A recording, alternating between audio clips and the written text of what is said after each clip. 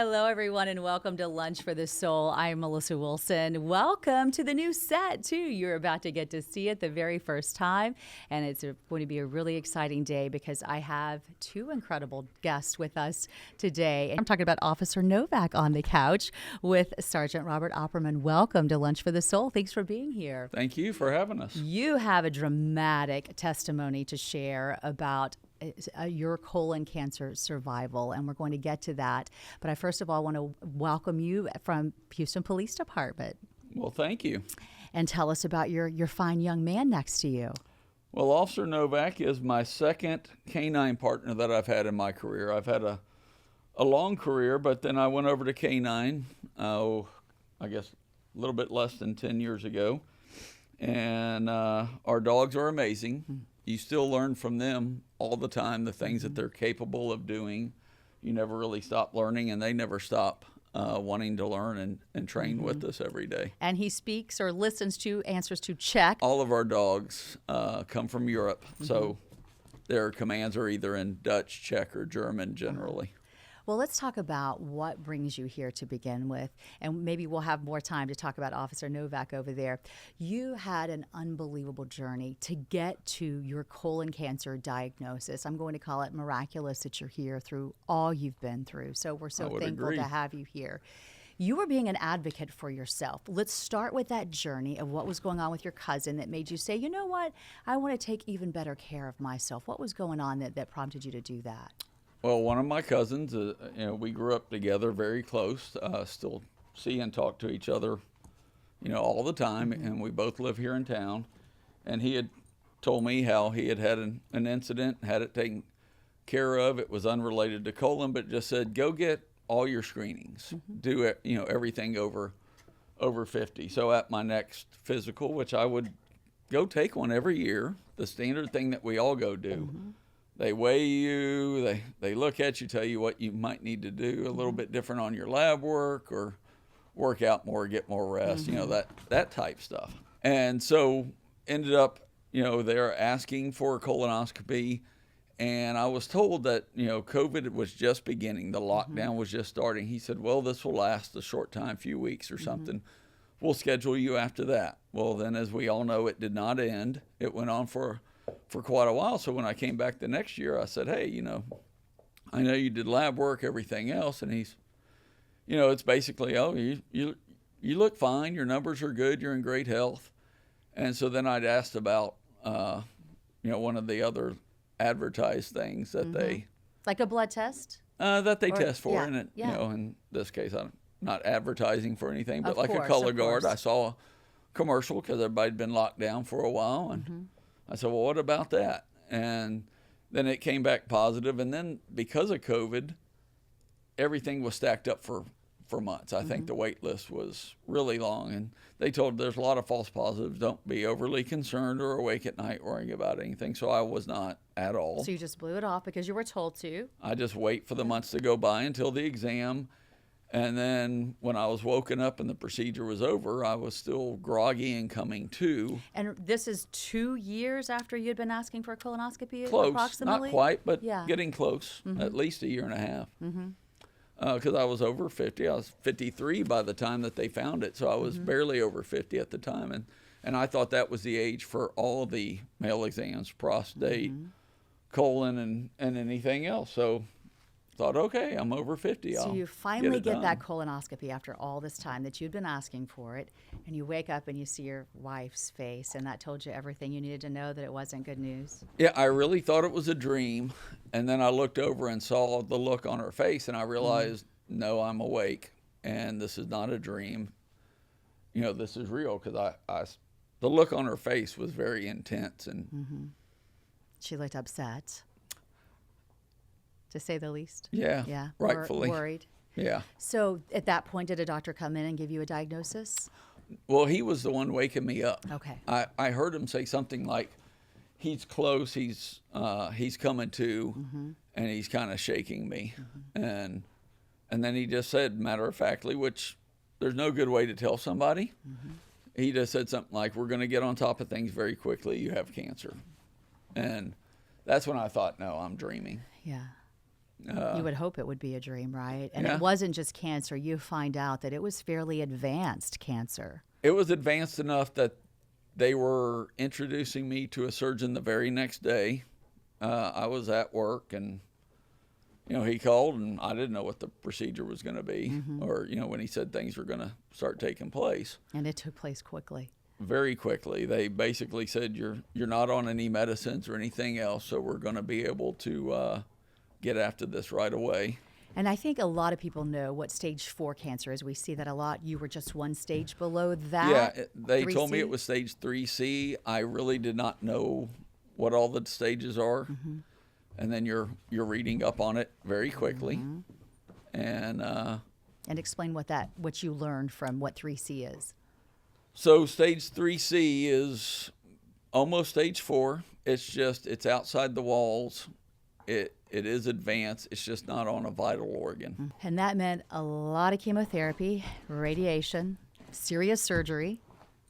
Yes, was a pretty lot. much a year's worth. Surgery, recover, start chemo, Let's talk radiation. about going through something like that, because anybody hears about those things that you were going through, and they probably know somebody in their family, maybe a friend who's been that, and they know how hard that journey is. How did your faith come into this? I mean, you've got late stage cancer. You're trying to balance your job, your family, your life, and how do you get through it? Well, when you first find out and you go home, you're pretty much awake all night. I have four kids that are still school age and home, so of course that's all you can think about is your family. But then you focus on faith, and I'm very blessed in a lot of ways. So you focus on all the wonderful positive things. And that's something that was instilled in you during childhood? Yeah, my dad has always said faith and family. He and my mom go to mass every day. He's 90. They were with me last night for my son's confirmation. Oh, that's so powerful to be able to have that lifelong thing. And obviously now you're instilling that faith in your own children. How did you do that balancing act of letting them see what you're going through and being the strong man of the house? Well, you want to for them, no doubt. But you also you've got to get up. Anybody going through it, anybody that learns about any type of cancer, I will say, get up and move. It would be very easy with the treatment to lay in a dark room and not get up at all. Either when you're very uncomfortable and you can't get any rest. So make the most of the 3 o'clock in the morning and I can't sleep because I'm too uncomfortable. Sure. And I would reach over and grab my rosary and just, have prayer and reflection time. You had another big scare. It came back? Yes, and that was very difficult because it was stage 4 on vital organs and what's called multidistal. So the prognosis is not great when that's the case. And then we had to go tell everybody and the kids. And even on your aorta or behind the aorta? Yeah, one was there, and then liver, and there were some spots other place. But then when they got other looks at that's okay. That meant more surgery and more chemotherapy? Big surgery. Yeah. So I ended up getting referred to MD Anderson at that point. And some of my family that's in the medical field, assisting, talking to people to find the right specialist. I think we found probably the world's expert on recurrent cancer, where it is, and they came up with a plan to take care of that. That's huge to have that and to be able to have right in our own backyard, one of the top medical facilities. I know that had to be a relief. Very as well. fortunate to And May. you get lots of kisses from your officer there too. Oh, yes. Lots of good love. Yeah, see, And that's the other thing. They're used to going to work too. Oh, So sure. even if it's just being with them and Mm-hmm. them some attention, that it helps. The Houston Police Department was very supportive of you through all this, weren't they? They continue to be very supportive. They've been very, very good to me. Mm-hmm. Anything I need, Ledney. He wants to say hello, so he's taking Yes. the mic. And you have a fascinating career. Are you allowed to talk about what you were doing before you came to HPD, or is that secret information? No, I think I can. I've been with 3 agencies over 34 years, I guess, close 33 years. Mm-hmm. So I started at the University of Houston main campus. Then I came into HPD as a lateral in the mid-90s and worked patrol for about 5 years before I went over to the Secret Service. I was over there for a while, and then when I reinstated with another officer, it was my now longtime partner of the next decade or so, and he's retired from us, but his last name is Novak. So everybody knows that we're together all the time. So I ended up, all I have to say now for my partner is Novak, go get in the truck. And you were detailed for several presidents, right? Yes, I went in during the Clinton time and left when Bush was in. Mm-hmm. Fascinating. And now here you are today. Well, I love that you're taking time to talk about this, to raise awareness about going to get those screenings. It's no big deal, is it? I mean, it just to go do that and to be able to prevent it, because the ideal with the colonoscopy, which is I know what you're trying to do, if there's something suspicious or it's early and it's a polyp, they take it out before it becomes cancer. Before they wake you up, it will be gone, and you'll just go, oh, it's a polyp, and you won't even realize the seriousness of it from what I've been reading. If that would have been done earlier, then I would not be going into surgery almost immediately and meeting a surgeon the very next day after they found it. There was no, well, we're going to take care of something soon. It was immediate. Well, I got to meet you through the Push-Up Foundation, and they have a big walk run coming up. It's Saturday. And so let's talk about how you got involved with that group and why you were speaking out through them. So one of our department leaders that's a longtime friend of mine was doing something on a personal basis for me, helping me out. And so he was late meeting a friend of his that he did not know that Mr. Rollins, who started the Push-Up Foundation, had gone through the same thing. And so he wanted to raise the awareness to stop, make sure other people did not have to go down this journey that we have, because it's one of the most preventable of all cancers if people are getting screened and it's caught early enough. And I probably had 100 friends my age that had never had one and started calling and scheduling colonoscopies and getting in there. See, they're listening to you, and you could be saving lives by doing that. Well, that's the goal, is you don't want to end up wasting your cancer of, do something positive with it. And you mentioned Mr. Rollins, who started this foundation. He actually used to be one of my colleagues here at Fox 26, Keith Rollins. I don't know if you knew that, but yes, we worked together for several years. And so when I found out what he was going through, I couldn't believe that journey. And I've just tried to help him with the Victory Lap, which is what he calls this. It's a great name. Yeah, it's how much does that mean to you? And what does the Victory Lap mean to you when you hear that? Well, I ran into a local officer that's been on a long time just this past week with another agency, and he's going through it right now recently. Been going through all the treatment and can't suit up in a full uniform, and I started telling him about it and sent him all the information. This was just in the last couple of days, so you don't realize how many people are going through things, and everybody needs to know that not only awareness, prevention, but there is tomorrow, and this can be beat. Well, and I love how he named it the Push-Up Foundation. It means a lot of things. They actually do push-ups to see, and there's a contest to see how many can do push-ups. But he said that he had to find laughter in all of this, as you probably know. And when you get a colonoscopy, he's like, they're pushing stuff. They're pushing it up. And so that's how it all came. And I love that he's still able to laugh. So Highline Park is going to be the place to be on Saturday, 8 to 12. Yes. And you'll be there. Are we taking Officer Novak? He seems like a good boy. I may bring him along. I hadn't really thought about that. He might go on the run with us. I love that. Let's talk a little bit more, since we have a little extra time, about his mission. What is his mission here in the Houston area? He has a very important one to keep us all safe. Yeah, so our dogs with the city, they end up tracking suspects and locating them, but about half of our dogs in the city are also can find explosives and secure large venues and events that the city always hosts. Since I've been over there, we've had Super Bowls, World Series, Final Fours. The college football championship was last year.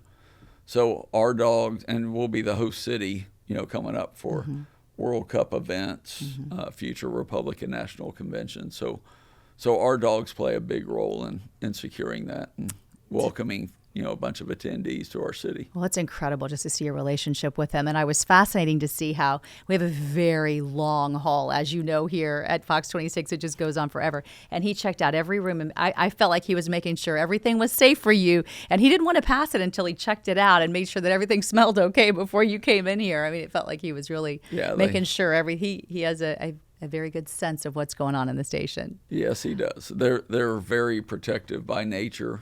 And even though they're very lovable, also they are protective of their handlers. That's for sure. Well, I think it's always important with Lunch for the Soul is just to have a serious take-home message for our viewers. And I feel like colonoscopies are probably one of the things as people get older that they're most fearful about, that they put off. What would be your best advice for people who are in that state or just, thinking forward if they're a lot younger, that maybe they'll put in the back of their mind and remember someday? Because now the age is 45 that they suggest. It's earlier than people And I think. pulled it up to read about everything, even with the Push-Up Foundation, going, when did they lower that age? Because I never got that memo. I always thought everything's post-50. And they lowered it to 45 in 2018, but then you think, 2019, 2020, everything, all the medical stuff coming out was always about, COVID-related things. So I was unaware of it. And, if I would have gotten tested at 45, none of this would be taking place. If I'd gone. Now, I will tell you this. It is an event that once you wake up, you just go right back onto your life. You might go home and take a nap and sleep, but that's all there is to it. And everybody puts it off or dreads it. And I would go do one every day compared to what I've gone through. When was your last treatment? Right before Labor Day. Okay. And what do doctors tell you now? Well, I had some lab work even since I've seen you last come back and last week, and my numbers look great. So I don't have any other test until next month. And so you take all those as a great win. Oh, of course, yeah. And then how do you feel about just living life now? Do you do things differently? Do you stop and smell the roses, so to speak, a little more? Look up at that blue sky? Do you appreciate things more? Yeah, without a doubt, you try not to get caught up in the busyness or things that may have annoyed you or bothered you. Could be daily kids if you told me you try to, or employees or anything else. Instead, you try to slow it down and not let that stuff bother you. Sure. Kimney. We've got a roamer. Well, that's okay. He's been very patient with us, hasn't he? He's done a very good job. So when you say that, tell me what that means. Does it mean come here or? Yeah, so Kimney means to come here. We're going to learn Czech today, everybody. Yeah, and Ledney.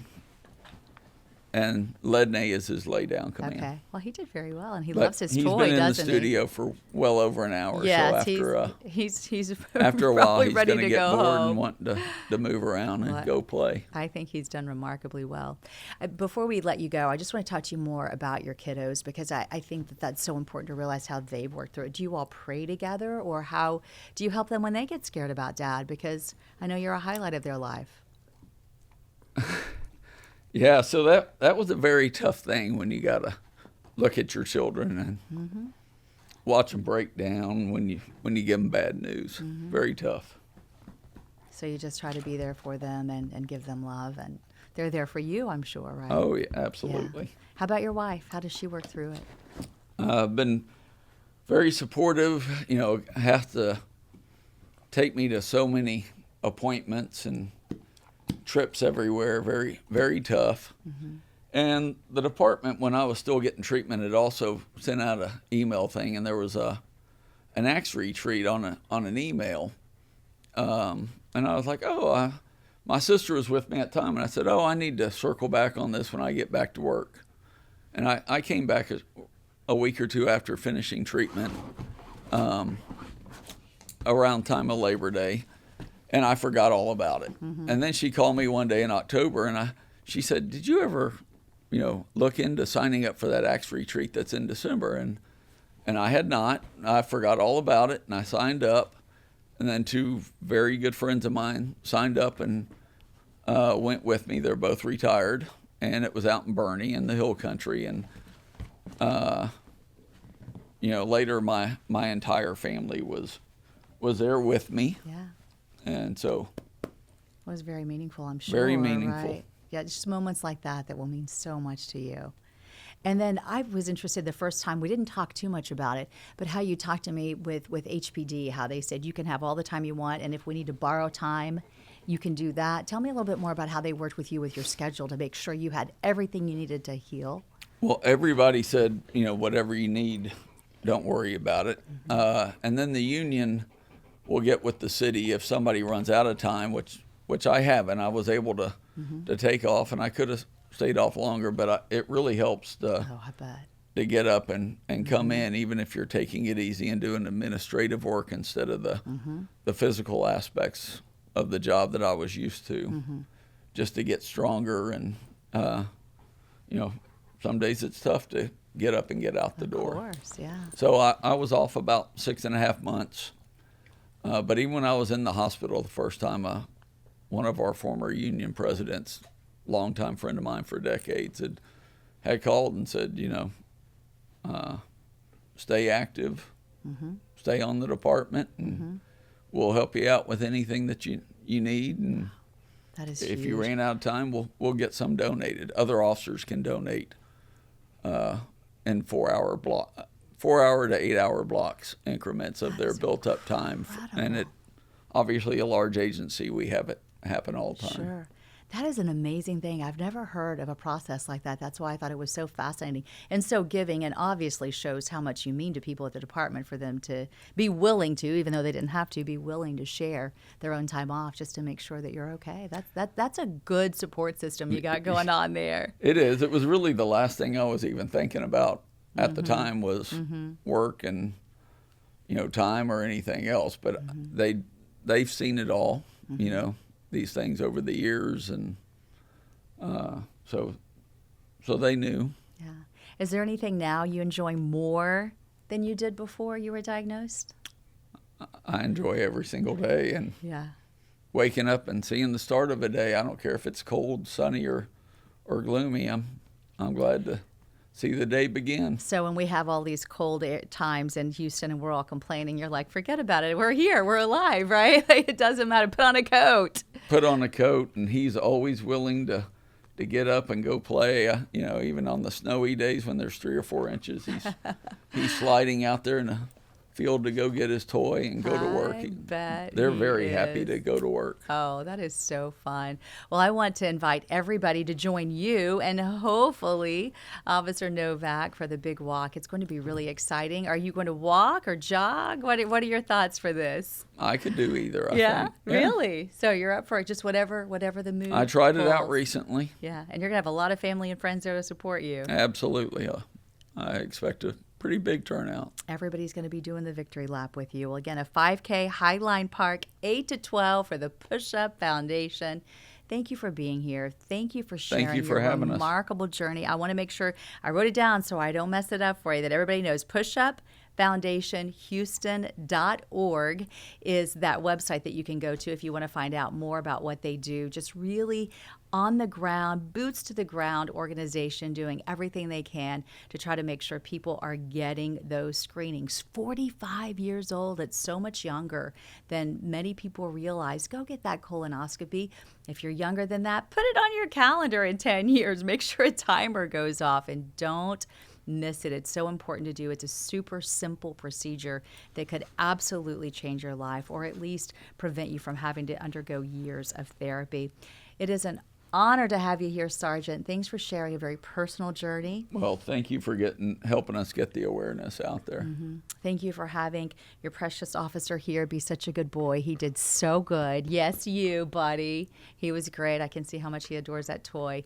And again, just many blessings to you. I will keep you in my thoughts and my prayers, and just God be willing to be with you through all of this. Thank you very much. All right. And thank you all for being here on Lunch for the Soul.